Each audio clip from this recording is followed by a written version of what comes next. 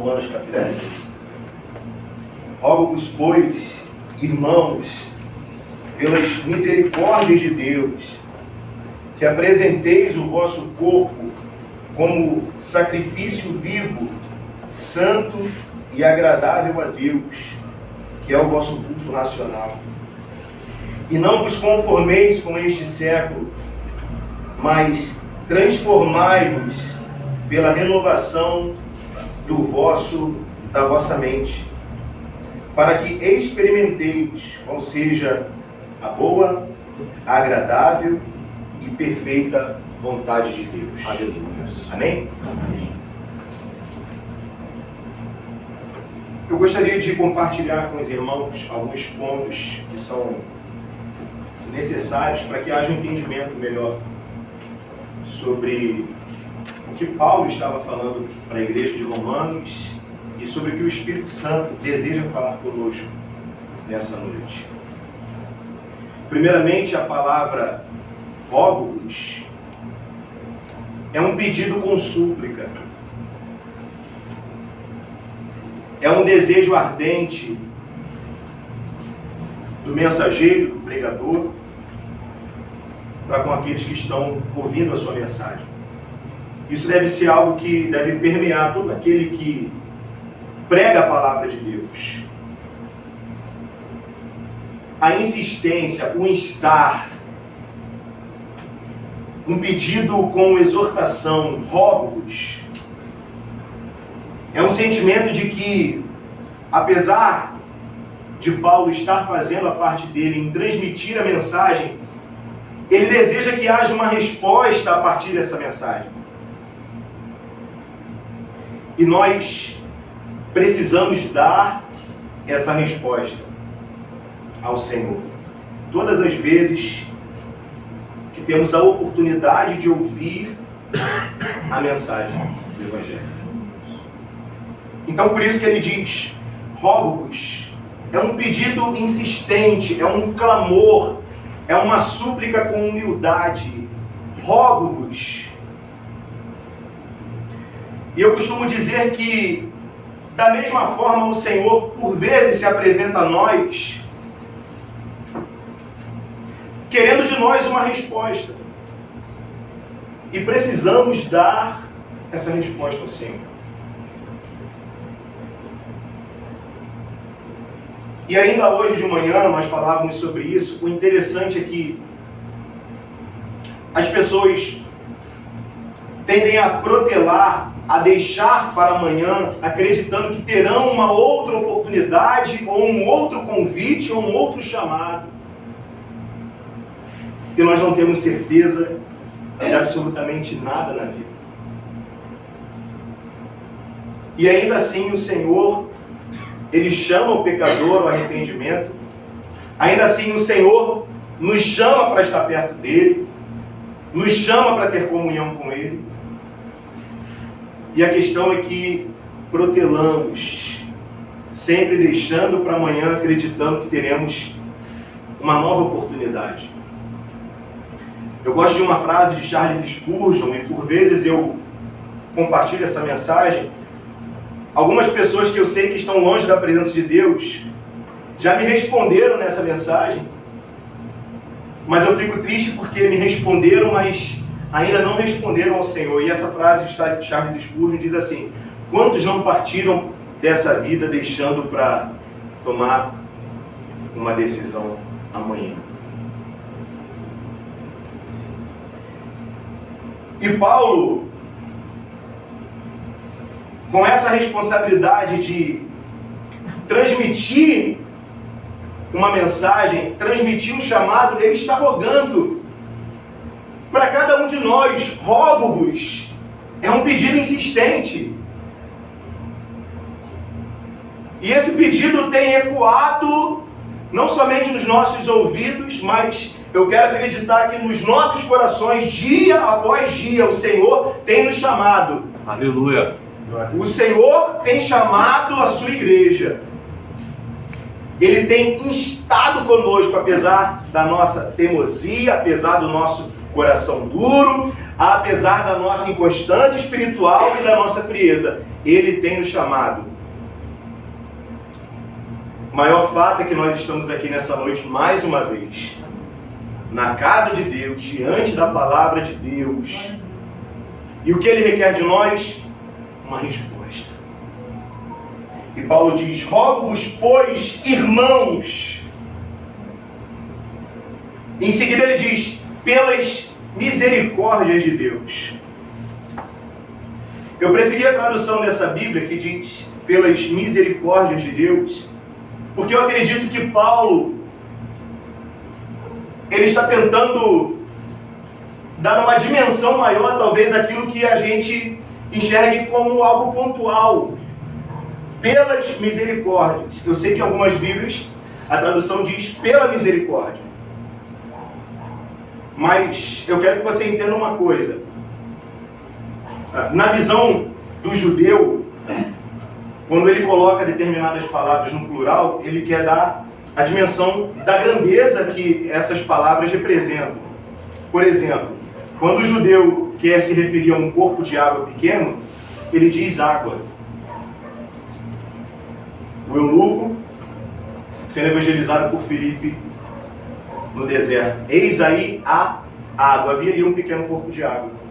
Mas quando o judeu quer dar a dimensão de grandeza, quando o corpo de água é maior, ele fala águas. Como o cervo brama pelas correntes das águas. Então aqui Paulo ele quer falar sobre a grandeza das misericórdias de Deus. E de uma certa forma ele tenta expressar isso. Talvez não havia nem muito sentido em se tratando do grego, mas Paulo era judeu e ele queria expressar essa ideia de misericórdias. São as misericórdias que já foram manifestadas na nossa vida. Prova de que muitos de nós nem estaríamos aqui se não fossem as misericórdias do Senhor que já foram apresentadas na nossa vida.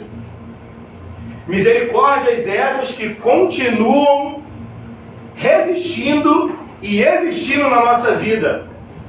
E nós vamos lembrar de Lamentações de Jeremias, porque as misericórdias do Senhor são a causa de nós não sermos consumidos, porque as suas misericórdias não têm fim, elas se renovam dia após dia. Aleluia. E as misericórdias que ainda nos acompanharão na nossa jornada e precisarão nos acompanhar. Então Paulo está rogando exatamente para que a gente pare e pense um pouquinho sobre as misericórdias que já foram oferecidas a nós, que foram muitas.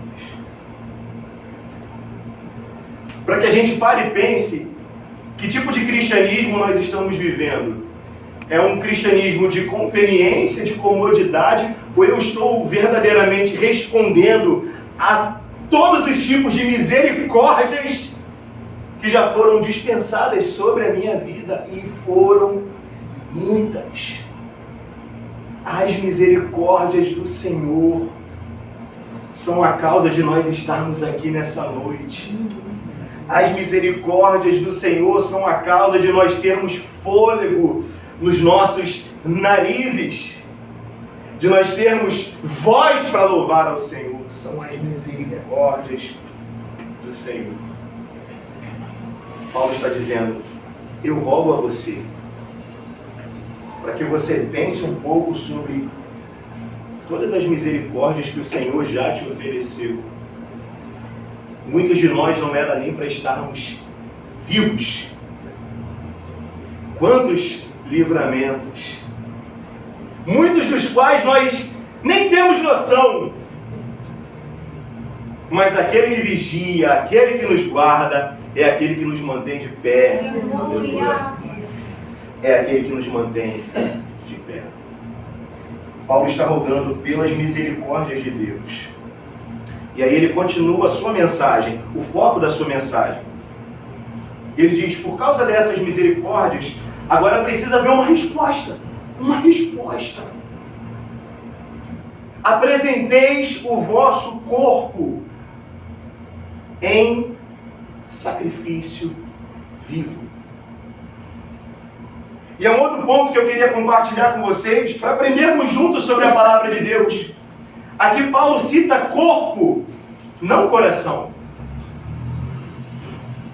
Talvez Deus, através da sua multiforme sabedoria, já previa que hoje seria muito difícil pregar o Evangelho sem falar sobre o coração, porque é uma grande confusão. E as pessoas dizem, eu tenho Jesus no meu coração, simplesmente porque houve uma experiência emocional. Então você sente um arrepio na igreja, e aí você diz, eu tenho Jesus no meu coração. O Espírito Santo, através de Paulo, ele quer desfazer esse entendimento, porque aqui ele está falando sobre algo mais significativo. Apresente o seu corpo. Claro que dentro de uma visão, de novo, o judeu, ele não faz distinção. Paulo está dizendo, se você der para ele o seu corpo, ele tem o seu coração. E se ele dissesse, se você der para Deus o seu coração, de fato, ele terá o seu corpo. A questão não é essa, a questão é que o seu corpo tem sido oferecido ao Senhor. As suas mãos são do Senhor. A sua boca é do Senhor. Os seus pensamentos, os nossos pensamentos, são do Senhor. Apresente o seu corpo como sacrifício vivo. Existe um pensador teólogo do passado que ele diz que o sacrifício morto fica no altar, o sacrifício vivo não. E aqui a gente vai aprender que o culto que nós damos a Deus é muito mais do lado de fora do que do lado de dentro. O sacrifício morto fica no altar. O sacrifício vivo, os sacrifícios vivos sairão hoje dessa porta para fora. E é esse culto que Deus está esperando de cada um de nós. Apresenteis o vosso corpo. É um rogo, é um pedido humilde com amor, mas que precisa haver uma resposta. E que não podemos deixar para amanhã, porque não sabemos o dia de amanhã. Independente se você tenha 60 anos ou 12 anos, como a minha filha mais velha, precisa haver uma resposta ao chamado de Deus na nossa vida. Homens e mulheres, jovens e adultos. Isso não é uma opção, é a vida que todo cristão deveria viver. Apresenteis o vosso corpo, não o vosso coração. Talvez Deus esteja estafado de tanto emocionalismo. É muito fácil aparentarmos para as pessoas algo que não somos. E talvez Deus esteja enojado no dia de hoje por tantos lugares de pessoas que estão apresentando o seu corpo para o público, mas não diante de Deus. Aleluia. Pegar o microfone para cantar é fácil. Apresentar a minha performance, até pregando, é fácil. Uma bela oração é muito fácil. E o meu corpo está sendo apresentado ao Senhor? O que eu falo, o que eu ouço, com quem eu me relaciono, o que eu visto, o que eu vejo, o que eu trago para dentro da minha casa, apresenteis o vosso corpo como sacrifício. E é interessante a gente pensar que o sacrifício já foi feito na cruz do Calvário, mas aqui ele está falando de um alto sacrifício. Na cultura viking, quem teve a oportunidade de assistir a série dos Vikings, é algo que nos deixa estarrecido pensar que naquela cultura eles tinham o hábito do alto sacrifício humano. Se oferecer. Quando dois clãs estavam em guerra, ou quando eles entendiam que o momento não era de uma fertilidade saudável, as coisas não aconteciam, ou quando havia muitos conflitos, algumas pessoas se ofereciam ao sacrifício. E a gente pensa assim, que loucura. Talvez porque não conheciam a Deus.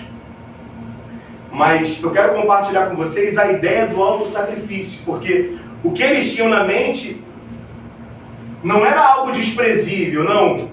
Era algo digno, por uma causa maior.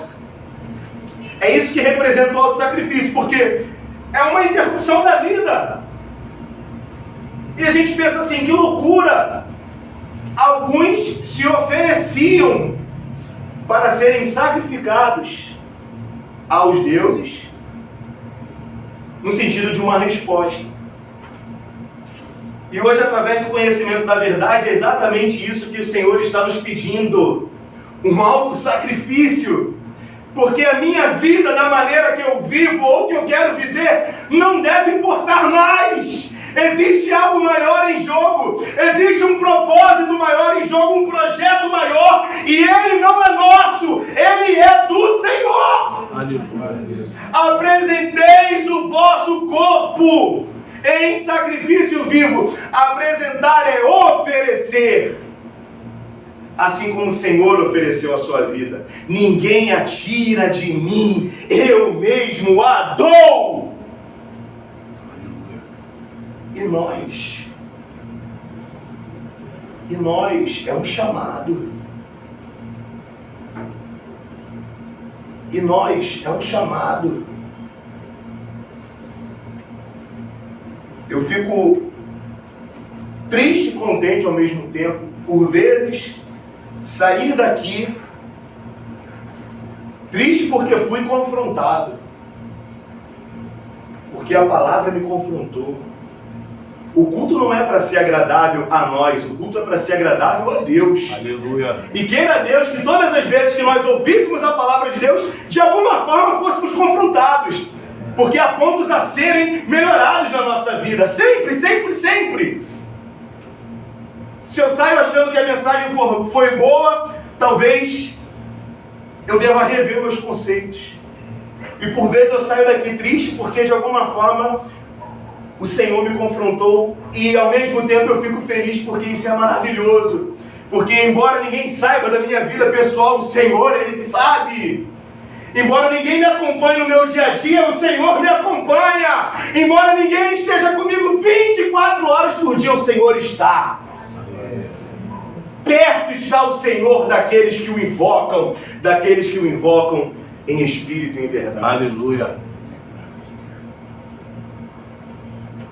E é essa que é a questão. Hoje, de alguma forma, o Espírito está nos confrontando. Fique triste, mas fique triste com uma tristeza vinda do Senhor, porque é a que produz arrependimento. Aleluia. E é a que nos dá a oportunidade de voltar. É verdade. De fazer diferente. De pedir ao Senhor, Senhor, me renova, eu preciso uma vez mais das tuas misericórdias. Porque as misericórdias do Senhor, elas não têm fim, elas se renovam a cada manhã. As misericórdias não têm fim, mas o chamado um dia terá. É triste dizer isso, mas é bíblico. É como se Deus se cansasse dos nossos nãos. É como se Deus se cansasse da nossa negligência. Assim como todos nós nos cansaríamos de oferecer algo a alguém e nunca ter a devida retribuição ou uma resposta sequer. O Senhor, Ele também, como diz Romanos capítulo 1, chegará o tempo em que Deus entregará a sua própria vontade, aos seus próprios desejos, àqueles que tanto lhe disseram não. E aí você pensa, é exatamente o que nós meditamos hoje de manhã. Você pensa que daqui a alguns dias você tem condições de voltar. Só que, à medida em que você diz não, o teu coração, ele se torna cada vez mais duro. E a sua mente cada vez mais cauterizada, lhe impedindo de voltar, entende? Então, essa lógica matemática, ela não bate. Porque as pessoas pensam assim, eu vou viver a minha juventude da minha maneira, e quando eu estiver adulto, quando eu já tiver experimentado tudo no mundo, então eu vou para o Senhor. Não, você não vai para o Senhor. Aleluia. Porque a sua mente estará tão cauterizada, o seu coração estará tão endurecido, tão enraivecido diante do Senhor, que será impossível você vir para Ele, ao menos que Ele vá até você. Mas a questão é essa. Eu pensar o seguinte: eu disse não tantas vezes para Ele, quando Ele me chamou, quando Ele me puxou para perto, quando Ele usou alguém, quando Ele, através de alguém, me abriu a sua palavra e me exortou e me chamou, perdão, e até mesmo me repreendeu, e eu preferi ser obstinado, e eu preferi fechar os meus olhos, endurecer o meu coração e virar as minhas costas. É uma decisão nossa. De certo o Senhor nos ama e Ele tem nos chamado. E enquanto você estiver ouvindo a voz do Senhor, volte-se para Ele. Glória. Rogo-vos, pelas misericórdias do Senhor, que apresenteis o vosso corpo. É o que você vai fazer com o teu corpo a partir de hoje. O corpo que você diz ser santo, ser templo do Espírito Santo, precisa ser um corpo santo. Apresenteis o vosso corpo como sacrifício vivo, santo e agradável a Deus. Entende o problema do emocionalismo, da falta de conhecimento bíblico, da falta de conhecimento da verdade? Porque pessoas nesse exato momento estão dizendo ter o Espírito Santo por falar em línguas estranhas. Mas o mesmo Espírito Santo não as capacita a pedir perdão ao próximo. Que Espírito Santo é esse? Estão dizendo terem o Espírito Santo e possuir algum tipo de dom de revelação. Mas o contraditório é que elas mesmas não possuem a revelação maior da palavra de Deus. O Evangelho que traz vida, mudança, transformação, regeneração e salvação. Aleluia. A principal revelação não lhes foi dada. Mas existe um pseudo-poder de revelar a vida das pessoas, quando nem a sua própria vida tiveram ainda a oportunidade de revelar-se para um entendimento maior do que o Senhor fez por nós, as misericórdias que nos foram oferecidas. Apresente o seu corpo. É uma decisão nossa, sempre é uma decisão nossa. A misericórdia foi oferecida, é uma decisão nossa. E Ele está falando para nós hoje não como uma opção. Talvez é isso que as pessoas elas não conseguem entender, não é uma opção. Você é um cristão, você é um filho de Deus, você é um nascido de novo. Isso precisa permear a sua vida. Sacrifício vivo, santo e agradável a Deus. Veja que existe uma sequência. Para você chegar lá, a ponto de agradar a Deus, algo precisa ser oferecido. É o que nós mais dizemos. O culto não é vir para receber, o culto é vir para oferecer.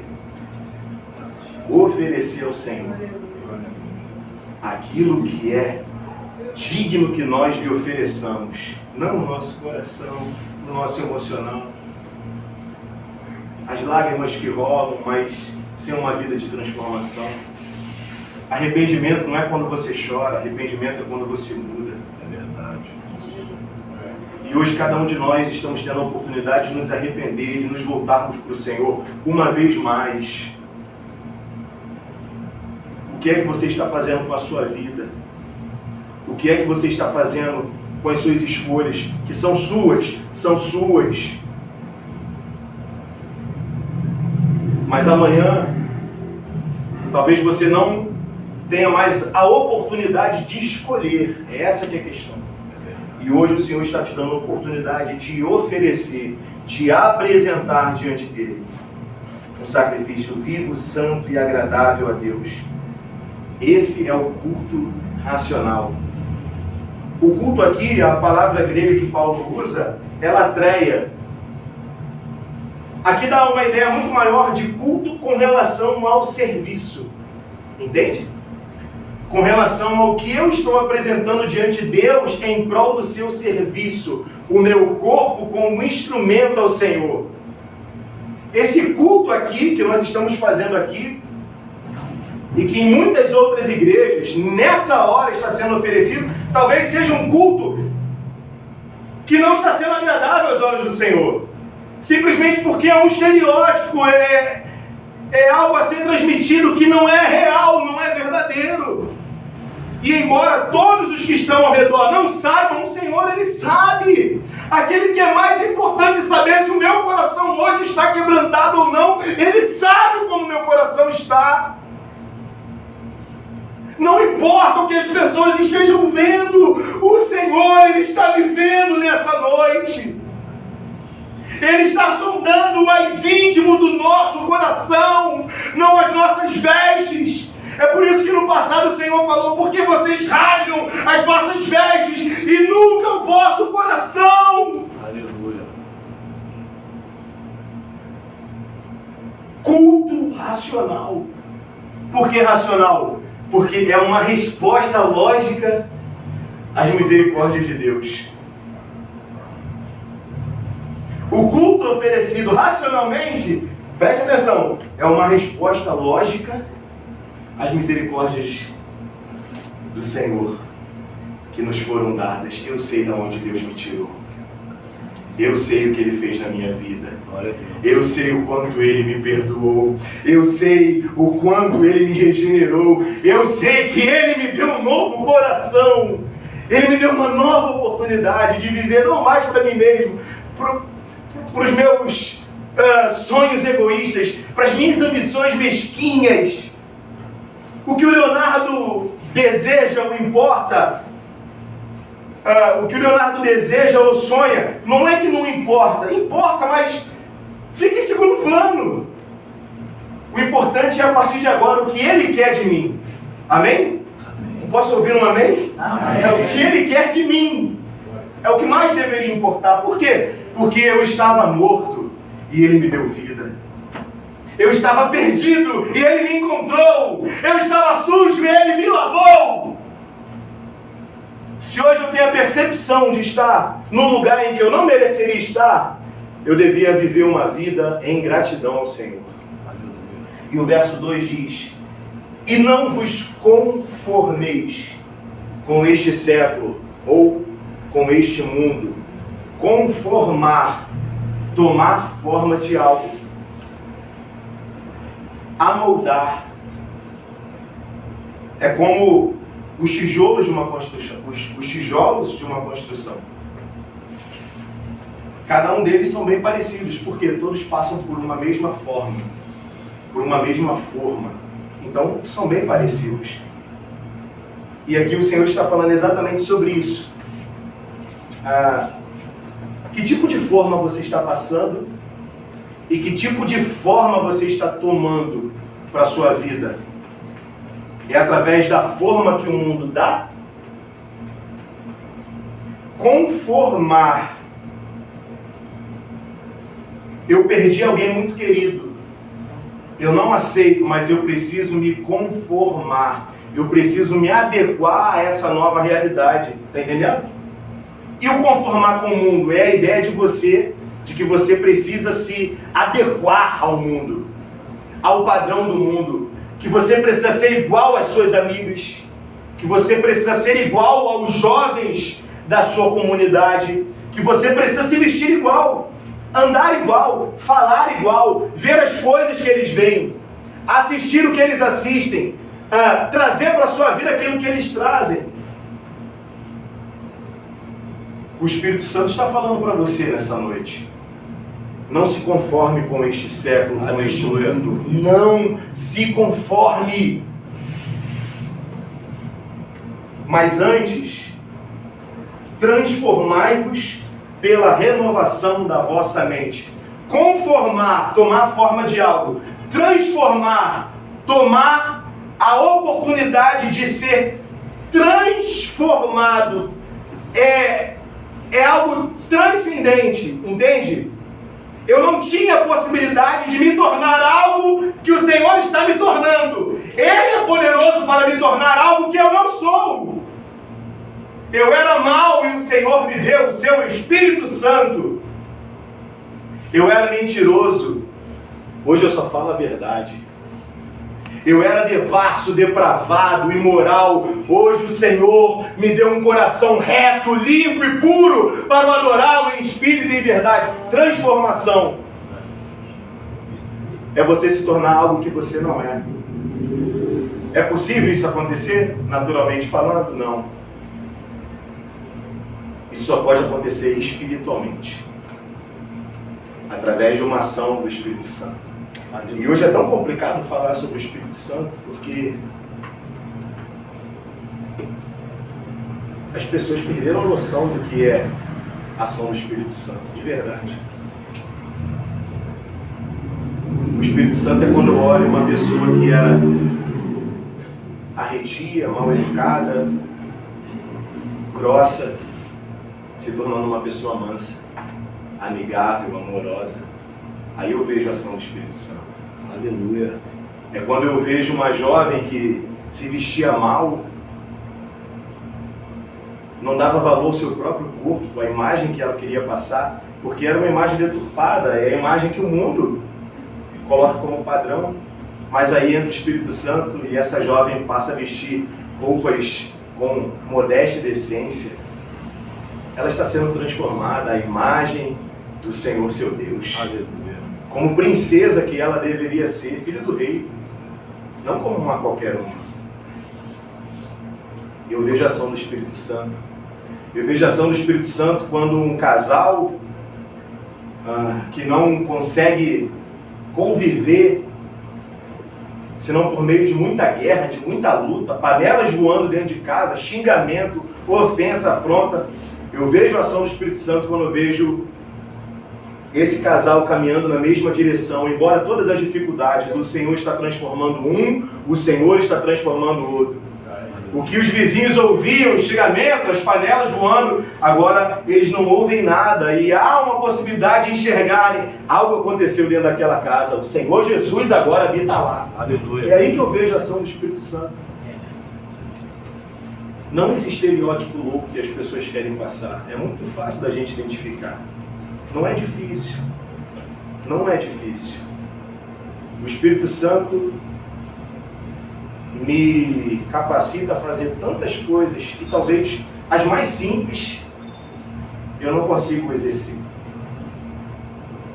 O pedir perdão, o liberar perdão, o conviver melhor com as pessoas apesar das diferenças,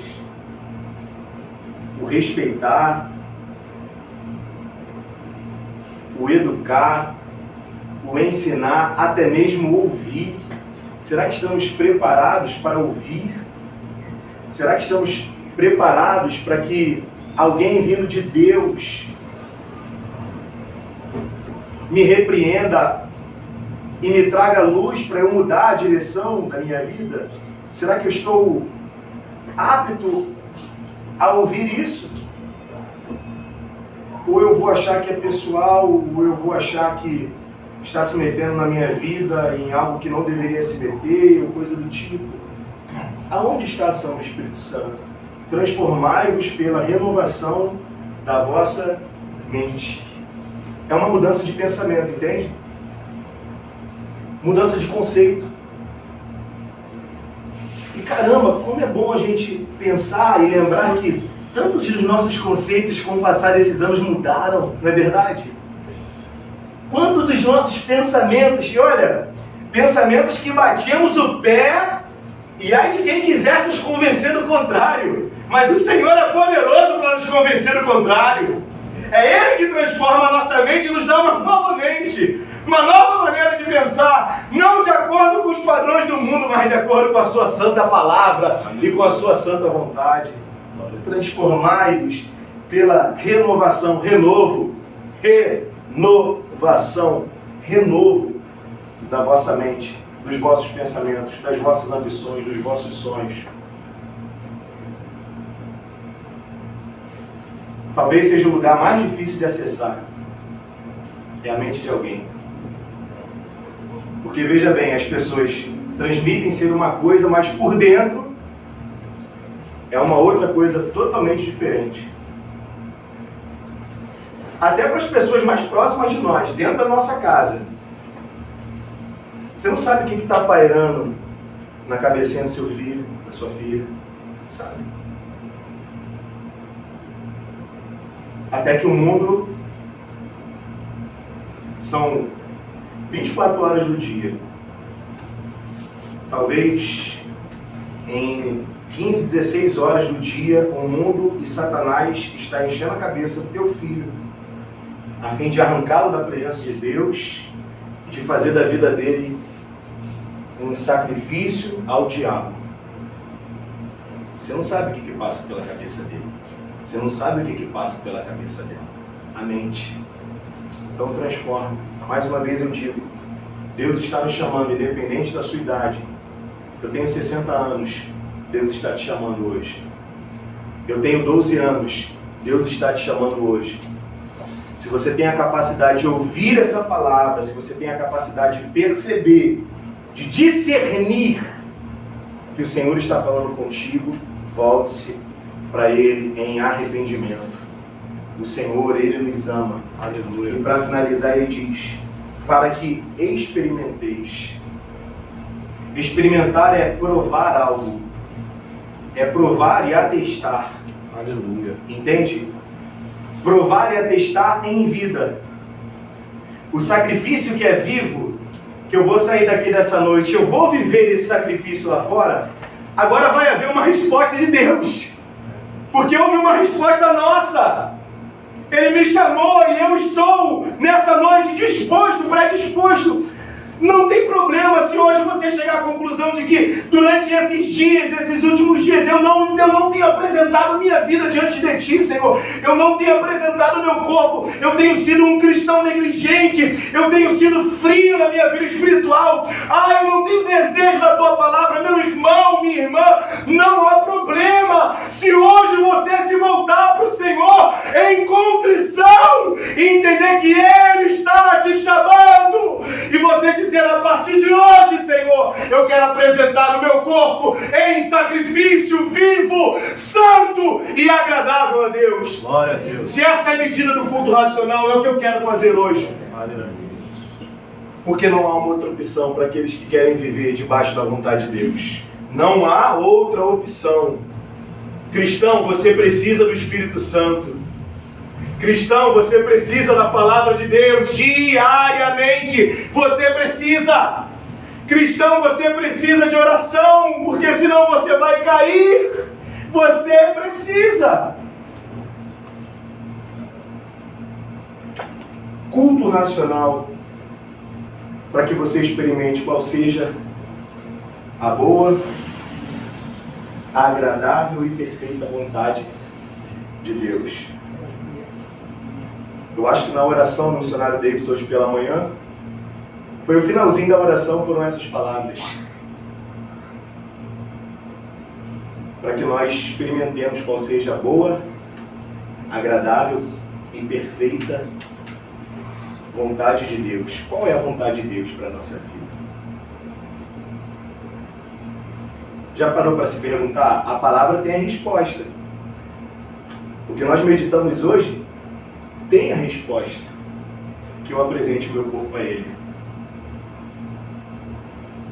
Que eu seja esse sacrifício vivo. O que vai acontecer? Ele vai me dar a resposta disso. Aleluia. O meu coração não vai mais ser um coração carente de afeto. O mundo não tem nada para me oferecer. O Senhor tem tudo o que eu preciso. Glória a Deus. Entende? Essa lacuna vai ser preenchida. As falsas amizades não terão mais impacto ou espaço na sua vida. Não terão. O que o mundo tem para nos oferecer será como nada comparado ao vislumbre de olhar para o Senhor. É o que falta na vida de muito crente. Parar de olhar para o que o mundo tem para oferecer e passar a olhar para o Senhor Jesus. Ele é maior do que tudo. Nele está a vida, nele está a nossa alegria e o nosso contentamento. Aleluia. Pode até parecer que por um tempo essa lacuna esteja sendo preenchida. É só engano, é só ilusão. E os dias vão passar e você vai perceber que o vazio continua. Só Jesus pode. Para que eu possa experimentar na minha vida, a alegria no Senhor. Aleluia. Experimenteis qual seja a boa, perfeita, a boa, agradável e perfeita vontade de Deus. Amém? Vamos orar. Pai amado.